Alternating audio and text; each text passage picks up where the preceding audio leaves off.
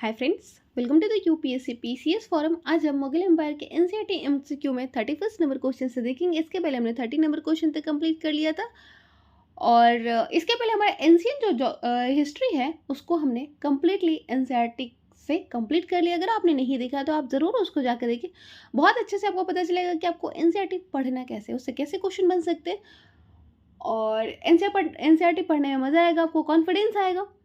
NCERT आपको पता है कि ऑथेंटिक वो तो बुक होता है जो डायरेक्ट एग्जाम में वहाँ से क्वेश्चन पूछे जाते हैं, चाहे वो यूपीएससी हो या अदर स्टेट पीसीएस हो। साथ ही साथ मैं आपको बोलूँगी कि अगर आपने हमारा Telegram channel UPSC PCS forum join नहीं किया है तो उसको भी ज्वाइन करें, क्योंकि वहाँ पर मैं द हिंदू और इंडियन एक्सप्रेस के जो इंपॉर्टेंट आर्टिकल्स होते हैं वो मैं शेयर करती हूँ। और आपको पता है कि इंडियन एक्सप्रेस और द हिंदू का अपना ही रोल है एग्जाम पॉइंट ऑफ व्यू से, वहाँ से भी डायरेक्ट एग्जाम में क्वेश्चन पूछते हैं, तो बिल्कुल जाके पढ़े। और सिर्फ एग्जाम में क्या, वो एग्जाम के हर स्टेज में वहाँ से क्वेश्चन बन सकते हैं। एनालिटिकल जो कंसेप्ट है हमारी बहुत अच्छे से वहाँ से इंक्रीज होगी, तो पढ़े, ज़रूर ज्वाइन करें। चलिए स्टार्ट करते हैं 31 नंबर क्वेश्चन से। Which of the following statement are correct with reference to the Mughal territorial expansion in Deccan. तो डेक्कन में मुगल टेरिटोरियल एक्सपेंशन रिगार्डिंग हमें बताना है कौन से स्टेटमेंट जो है वो करेक्ट है। अब्दुल रहीम खान खां was a Mughal commander in Deccan. He was defeated by Malik Ambar in 1601 AD at a place called Nanded. Both A and B, neither one and neither two. हमें बताना है यहाँ पे कौन सा स्टेटमेंट जो है वो करेक्ट है। तो पहला स्टेटमेंट तो बिल्कुल करेक्ट है हमारा। ये जो अब्दुल रहीम खाना है वो मुगल कमांडर थे, कहाँ के, डेक्कन में। ये बिल्कुल सही बात है, लेकिन वो डिफीट नहीं हुए थे मलिक अंबर से, बल्कि उन्होंने मलिक अंबर को डिफीट किया था। इसलिए सेकेंड जो स्टेटमेंट है वो बिल्कुल इनकरेक्ट है। फर्स्ट स्टेटमेंट हमारा करेक्ट है, इसलिए हमारा जो आंसर हो जाएगा ऑप्शन नंबर ए हो जाएगा।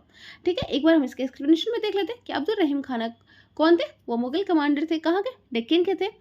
और जब डिफरेंस जो होता है प्रिंस मुराद और अब्दुल रहीम खान में इंक्रीज होता है तो अब्दुल रहीम खान को कहाँ बुला लेते हैं, वापस बुला लिया जाता है। और वो क्या करते हैं, डिफीट कर देते हैं किसको, मलिक अंबर को 1601 एडी में। और कौन सी जगह पे, नांदेड़ जगह पे। और लेकिन डिसाइड होते हैं कि वो फ्रेंड्स बनाए जाए किसको, अंबर के, जो मलिक अंबर है उनको। ठीक है, क्योंकि उनको बेनिफिशियल माना जाता है। There should be stability in the remaining Nizam Shahi kingdom. 32 number question देख लेते हैं। इबादत खाना एट फतेहपुर सिकरी वाज। तो इबादत खाना फतेहपुर सिकरी में क्या था। The mosque for use of royal family, Akbar private chamber prayer, the hall in which Akbar held discussion with scholars at various religions, the room in which nobles belonging to different religions gather to discuss religious affairs. हमें बताना है यहाँ पे कौन सा statement जो है वो करेक्ट है। इबादत से आपको नाम से ही पता चल रहा होगा कहीं ना कहीं यहाँ पे हम पूजा या डिस्कशन रिलीजन्स की बात कर रहे हैं। तो बिल्कुल the mosque for use of royal family, ये बिल्कुल गलत बात है, ऐसा कुछ नहीं था। मतलब थोड़ा आप कंफ्यूज हो सकते हैं इन चारों ऑप्शन से, लेकिन ये जो सी और डी है उसमें ज़्यादा कन्फ्यूजन कि the hall in which Akbar held discussion with scholars at various religion. और फोर्थ है the room in which nobles belonging to different religion gather to discuss religious affair. तो यहाँ पे सी और डी में आपको कन्फ्यूजन हो सकता है, बाकी ए और बी तो इनकरेक्ट है। तो इबादत खाना जो था वो बिल्कुल हॉल था डिस्कशन का, और उसमें वेरियस जो स्कॉलर्स होते थे वो डिस्कस किया करते थे, और ये जो डिस्कशन होता था वो अकबर हेल्ड करवाता था। तो ऑप्शन नंबर सी होगा हमारा यहाँ पर करेक्ट। 1, 3 ये ए, बी और डी तीनों ही रॉन्ग है। ऑप्शन नंबर सी हो जाए, क्योंकि फतेहपुर सिकरी में क्या करता था, फतेहपुर सिकरी में जो इबादत खाना था उसमें जो अकबर थे वो बहुत सारे जो स्कॉलर्स होते थे, बहुत सारे रिलीजन के, अलग अलग रिलीजन के, उनको बुला के डिस्कशन क्या करते थे, और उनसे इम्पॉर्टेंट जो चीज़ें होती थी उनको वो एक्सेप्ट करते थे, अपनाते थे। तो earlier it was open for only Muslims. ये इबादत खाना जो था वो पहले सिर्फ किसके लिए ओपन था, सिर्फ मुस्लिम के लिए था, लेकिन बाद में ये सारे रिलीजन्स के लिए ओपन कर दिया गया था। सारे रिलीजन्स में इंक्लूड होते हैं Christian, Zoroastrian, Hindus, Jain, even atheist, जो लोग भगवान को नहीं मानते हैं उनको भी बुलाया जाता था, और उनके भी पॉइंट ऑफ व्यू को सुना जाता था, देखा जाता था, डिस्कस किया जाता था। 33 नंबर क्वेश्चन देख लेते हैं। Famous Jain scholar respected by Akbar was. तो वो फेमस जैन स्कॉलर कौन से हैं जो अकबर के द्वारा रिस्पेक्ट किए जाते थे, तो वो है हरिविजय सूरीजे। ऑप्शन नंबर बी हो जाएगा हमारा करेक्ट कि हरिविजय सूरी जो हैं वो रिनोन जैन आचार्य हैं जो अकबर के द्वारा ग्रेटली ऑनर किए जाते थे। ठीक है, और वो किससे बिलोंग करते थे, श्वेतांबर ट्रेडिशन से। श्वेतांबर और दिगंबरा के बारे में आपको पता होगा, श्वेतांबर जो होते थे वो व्हाइट क्लैड मतलब व्हाइट वस्त्र धारण करते थे, और दिगंबरा जो कि क्या होते थे, नेकेड हुआ करते थे। दिगंबरा वही थे जो जब बिहार में क्या होता फेमाइन पड़ा था तो ये साउथ चले गए थे। दिगंबरा जो थे वो साउथ चले गए थे, और श्वेतांबरा जो है वो यहीं रह गए थे। श्वेतांबरा जो थे वो किनके लीडरशिप में थे, स्थूल भद्र के, ठीक है, और दिगंबरा भद्र बाहु के। ये सब आपको पता होगा, ये सब मैंने डिस्कस किया हुआ है जब हम एंसेंट हिस्ट्री को पढ़ रहे थे, ठीक है। तो वो कौन है, हरि विजय सूर्य जो है, जो जैन स्कॉलर है, जो रिस्पेक्ट किए जाते थे किसके द्वारा, अकबर के द्वारा। नेक्स्ट क्वेश्चन देख लेते हैं, 34th number question, the concept of सुलह कुल वाज प्रोमulgated बाय। तो सुलह कुल का जो कंसेप्ट है वो किसके द्वारा प्रमोट किया गया था, ऑब्वियसली अकबर के द्वारा। अकबर ही जो थे वो क्या थे, वो टॉलरेंट थे। ज़ैनुल आब्दीन के बारे में हमने पढ़ा था कि वो कश्मीर के रूलर थे और उन्होंने टॉलरेंट पॉलिसी अपनाई थी, वो भी टॉलरेंट थे काफ़ी। तो यहाँ पर लेकिन होंगे अकबर। अकबर ने सुलह कुल की नीति जो है वो प्रमोलगेट की थी, और इसका मतलब क्या होता है, यूनिवर्सल पीस और फ्रेटरनिटी। यूनिवर्सल पीस और फ्रेटर्निटी की जो नीति थी वो अकबर के द्वारा अपनाया गया था, और इसका मेन कैरेक्टरिस्टिक क्या था, political generosity, religious tolerance, liberal cultural attitude को प्रमोट करना, ठीक है।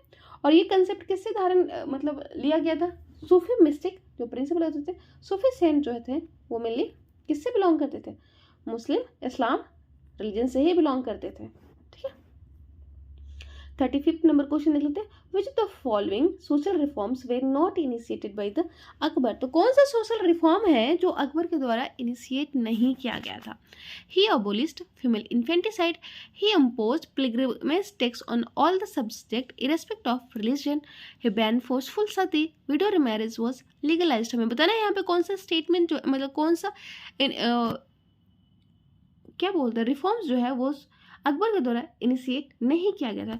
आपको पता है कि अकबर जो है वो बहुत सारे रिफॉर्म करते हैं सोशल, एजुकेशन, इकोनॉमिक लेवल पे, ठीक है।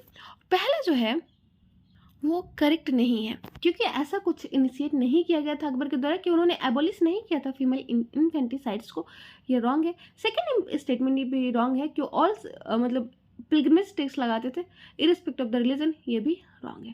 थर्ड जो है वो बिल्कुल सही है, बैन फोर्सफुल सती, ये बिल्कुल सही बात है। सती आपको पता है कि हमें कब देखने को मिलता है, गुप्त टाइम से, ठीक है।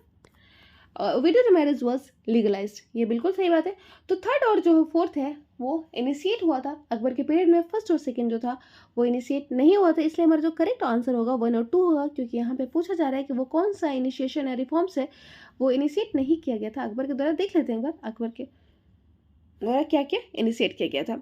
तो वो स्टॉप करते हैं सती को, बर्निंग ऑफ विडो को, मतलब सती तभी ना होती थी जब किसी का हस्बैंड का डेथ हो जाता था और उसके पैरे पे वो मतलब बर्न हो जाती थी, तो वो क्षति हो जाती थी जब तक कि उसकी खुद की इच्छा ना हो, ठीक है। विडो मैरिज को भी क्या है लीगलाइज किया गया था।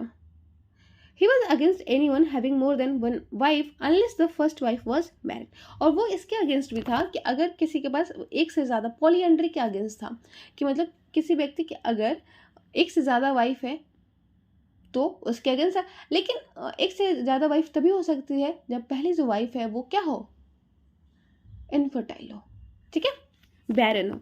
The age of marriage was rest for 14 years for girl, और गर्ल्स का जो एज था वो कितना बढ़ाया गया था, 14 ईयर्स। तो आप समझ रहे हैं कि बहुत ही प्रोग्रेसिव रिफॉर्म्स किए गए थे अकबर के द्वारा।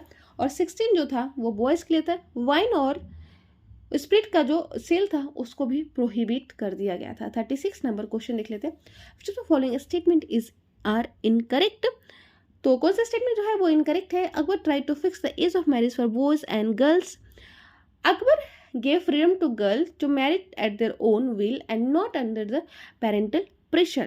तो हमें बताना है यहाँ पे कि कौन सा स्टेटमेंट जो है वो करेक्ट नहीं है। तो हाँ, अकबर हमने जस्ट देखा कि उसने फिक्स किया था age of boys and girls का मैरिज का 16 और 14 ईयर्स था।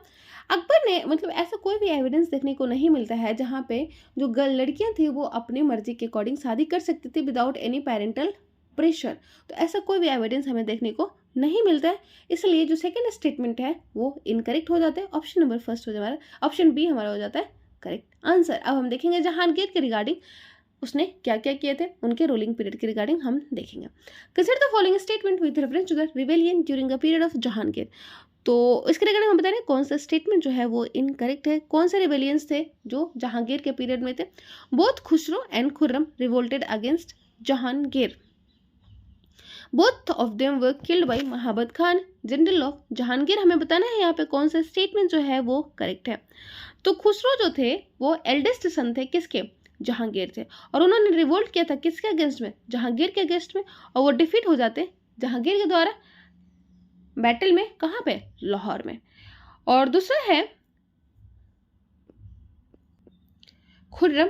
खुर्रम भी है जो रिवोल्ट करते हैं किसके अगेंस्ट, जहांगीर के। तो ये फर्स्ट स्टेटमेंट जो है हमारा वो करेक्ट है। बोथ हम देव were killed by Mahabat Khan general of Jahangir. नहीं, ऐसा नहीं है। जो खुसरो होता है वो अपने ही हाफ ब्रदर के द्वारा मारा जाता है जिसका नाम होता है खुर्रम।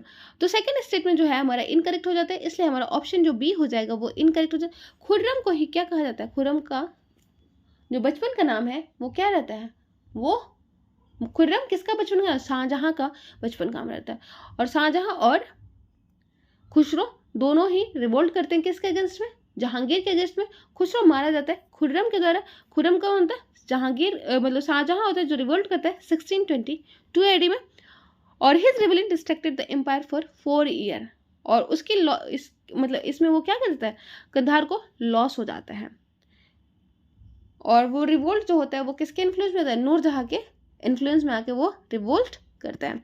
38 नंबर क्वेश्चन देख लेते हैं। The following statement is incorrect with reference to the chain of justice. तो चेन ऑफ जस्टिस के रिगार्डिंग हमें बताना है कौन सा स्टेटमेंट जो है वो इनकरेक्ट है। It was initiative of Nurjahan in the reign of Jahangir. Chain of justice was installed to ensure that the common people can register their complaint and grievance about the officers of the empire, both A and B, neither A और B। हमें बताना है यहाँ पे कौन सा statement जो है वो करेक्ट नहीं है।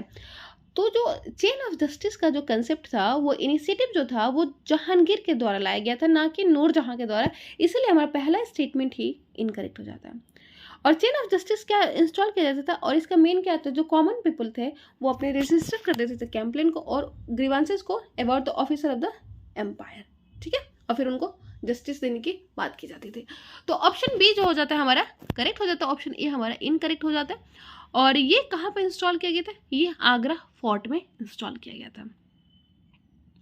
39th नंबर क्वेश्चन देख लेते हैं। In the medieval India many women were able to influence the policies of the court. Nurjahan was one of those women. Consider the following about her. तो बहुत सारी जो वुमेन थी मेडिवल इंडिया में वो इन्फ्लुएंस करने की कोशिश करते पॉलिसीज ऑफ कोर्ट को। और हम पहली बार किसको देखते हैं, रजिया सुल्तान को। किसके टाइम पे, स्लेव डायनेस्टी के टाइम पे वो रहती है किसकी बेटे, इल्तुतमिश की बेटी रहती है। नूरजहां उनमें से भी एक थी। मुगल पीरियड में अगर हम नूरजहां को तो वो उनमें से एक थी। अब उनके रिगार्डिंग हम बताना है कौन सा स्टेटमेंट जो है वो करेक्ट है। तो पहला है her real name was Mehrunnisa. तो नूरजहां का रियल नेम मेहरुनिशा है। दूसरा, Jahangir issued silver coins bearing his own titles on one side and name of Nurjahan on other side. हमें बताना है कौन सा स्टेटमेंट जो है इसके रिगार्डिंग करेक्ट है। तो बिल्कुल जो नूरजहां है उनका जो रियल नेम होता है वो मेहरुनिशा ही होता है। जैसे खुसरो जो होता है वो रियल नेम होता है, बचपन का नेम होता है, वो किसका होता है, आपका शाहजहां का, ठीक है। और फरीद खां शेरशाह सूरी का होता है। ये सब जौना खां मोहम्मद बिन तुगलक का होता है, ठीक है। तो जहांगीर जो है वो इशू करते हैं सिल्वर कॉइन को, जिसमें एक जगह एक साइड पे उसका टाइटल होता है, दूसरे साइड पे नूरजहां का नेम होता है। दोनों ही स्टेटमेंट यहाँ पे करेक्ट है, इसलिए ऑप्शन नंबर सी हो जाएगा हमारा करेक्ट आंसर।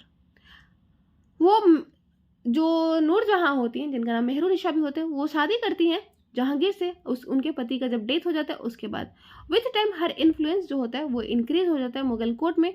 और ये हमें देखने को मिलता है जो जहांगीर जो कॉइन इशू करते हैं उनका नाम जो रहता है, उनके एक साइड पे जहांगीर का टाइटल होता है, दूसरे साइड पे उनका नाम होता है। नेक्स्ट क्वेश्चन यानी 40 नंबर क्वेश्चन देख लेते हैं। Which of the following is not correctly match. इनमें से कौन सा जो है वो करेक्टली मैच नहीं है। अकबर जो एम्परर दिया हुआ है एक साइड, दूसरी साइड में नॉवेल दिया हुआ है। अकबर, हुमायूं, जहांगीर, औरंगजेब, मान सिंह, बैरम खां, सवाई जय सिंह, जसवंत सिंह। हमें बताना है यहाँ पे कौन सा स्टेटमेंट जो है वो करेक्ट नहीं है। तो अकबर के टाइम पे उनके जो इम्पोर्टेंट नॉवेल थे वो मानसिंह थे, ये हमने देखा है। ठीक है, हुमायूं बैरम खान के टाइम पे थे, ये हमने बैरम खान रीजन के रूप में भी काम करते थे जब अकबर छोटे थे, 13 साल में जब वो थ्रोन को अपनाए थे। जहांगीर के टाइम पे सवाई जय सिंह थे, नहीं ऐसा नहीं था। औरंगजेब के टाइम पे जसवंत सिंह थे, ये बिल्कुल सही बात है। हमें पता नहीं यहाँ पे कौन सा स्टेटमेंट करेक्ट नहीं है। तो जहांगीर के टाइम पे सवाई जय सिंह नहीं थे, ये हमारा स्टेटमेंट रॉन्ग हो जाता है। सवाई जय सिंह एक्चुअली थे कौन, तो वो थे किंग ऑफ अम्बेर। अम्बेर के रूलर थे वो, मतलब किंगडम ऑफ अम्बेर के वो रूलर थे। अम्बेर आप कहाँ पड़ते हैं, राजस्थान में पड़ते हैं। और उनके अकबर मतलब औरंगजेब और उनके बीच में विशाल और मुगल मतलब रूलर के का रिलेशनशिप हुआ करता था, ना कि जहांगीर का। ठीक है, और एक और चीज़ आप ध्यान रखेंगे, सवाई जय सिंह जो है वो इस्टेब्लिश करते हैं किसका, जयपुर नामक सिटी का इस्टेब्लिश करते हैं। और वो इंपॉर्टेंट रोल प्ले करते हैं किसमें, signing the treaty of Purandar in 1665। जो पुरंदर की ट्रीटी होती है उसको साइन करने में भी इंपॉर्टेंट रोल प्ले करते हैं। बताएंगे पुरंदर की जो ट्रीटी है वो किसके किसके बीच में होती है, कमेंट सेक्शन में। 41 नंबर क्वेश्चन देखते हैं। Consider the following assertion and reason and choose the correct code. हमें बताना है यहाँ पे कौन सा जो कोड है वो करेक्ट है। Jahangir did not try to enlarge the conquest made by Akbar in the Deccan. It was due to military weaknesses on the part of Jahangir. हमें बताना है यहाँ पे कौन सा स्टेटमेंट जो है वो करेक्ट है। तो पहले स्टेटमेंट जो है, जो असर्शन है वो बिल्कुल सही बात है कि जहांगीर जो है वो इनलार्ज करने की कोशिश नहीं करते अपने टेरिटरी को, एम्पायर को, जो कि अकबर के द्वारा किया गया था, कनकेस्ट किया गया था। ये बिल्कुल सही बात। It was due to military weaknesses नहीं, जहांगीर, शाहजहां, औरंगजेब तक तो मिलिट्री काफ़ी ज़्यादा मतलब इफिशियंट हुआ करती थी। औरंगजेब के बाद जो मिलिट्री है वो डिक्लाइन स्टार्ट होना, इनएफिशिएंट होना स्टार्ट हो जाती है। तो ये तो बिल्कुल रीज़न नहीं हो सकता, इसलिए हमारा स्टेटमेंट जो है वो सी हो जाएगा। ये जो हो जाता है वो ट्रू हो जाता है और रीज़न जो हो जाता है वो इनकरेक्ट हो जाता है। ये मिलिट्री इनएफिशिएंसी के द्वारा कारण नहीं होता, मिलिट्री वीकनेसेस की वजह से नहीं होता, बल्कि जो जहांगीर होते हैं वो नहीं चाहते मुगल आर्मी को एक्सटेंड करना डेक्कन में। वो चाहते हैं कि जो रिलेशनशिप रहे डेक्कन के साथ वो पीसफुल रहे और वो ज़्यादा उसको बढ़ाना नहीं चाहते थे। 42 नंबर क्वेश्चन देख लेते हैं। During the Mughal period the geopolitics of the central and Arab land was quite complex. In this context which of the following refuse to become part of tripartite struggle against the Persian.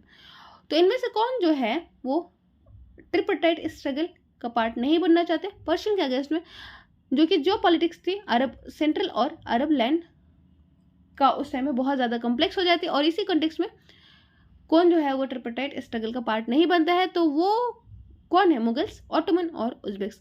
तो वो Mughals होते हैं जो geopolitics जो central Asia का होता है उसमें वो पार्ट नहीं लेते हैं। ठीक है, उसके ट्रिपरटाइट स्ट्रगल का पार्ट नहीं लेते हैं वो। ऑप्शन नंबर ए हो जाएगा हमारे। ऑटोमन और उज़्बेक्स जो होते हैं उसके पार्ट होते हैं।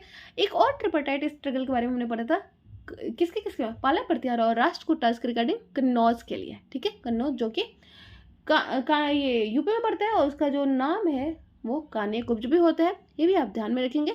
तो मुगल ने रिफ्यूज़ कर दिया था ट्रिपरटाइट स्ट्रगल का पार्ट बनने के लिए, और जो कि क्या कर देता है, डिस्टर्ब अपसेट कर देता है एशियन बैलेंस ऑफ पावर और उनको अकेले छोड़ देता है अगेंस्ट द माइटी उज़्बेक्स। तो ऑप्शन ए हो जाएगा हमारा करेक्ट ऑप्शन। मुगल्स जो है वो ट्रिपरटाइट स्ट्रगल का पार्ट नहीं बनते। नेक्स्ट क्लास से हम देखेंगे शाहजहां के बारे में। आज के लिए इतना ही। Thank you so much. I hope आप लोगों को अच्छा लगा होगा। Bye, good night.